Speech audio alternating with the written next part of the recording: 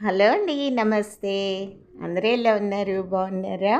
అప్పుడే చూస్తుండగానే వారాహి నవరాత్రులు 4వ రోజు వచ్చేసిందండి.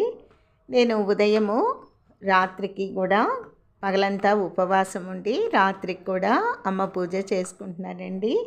ఇట్లా పంచదీపాలు పెట్టుకొని షోడశ పూజ, అంగపూజ, అష్టోత్తర శతనామావళి చేసుకుంటున్నాను. రేపు శుక్రవారం నాడు లలితా సహస్రనామము, మణిదీప వర్ణన ఒక 11 మంది ముత్తైదుల్ని పిలుచుకొని చదివిద్దాము అని అనుకుంటున్నానండి.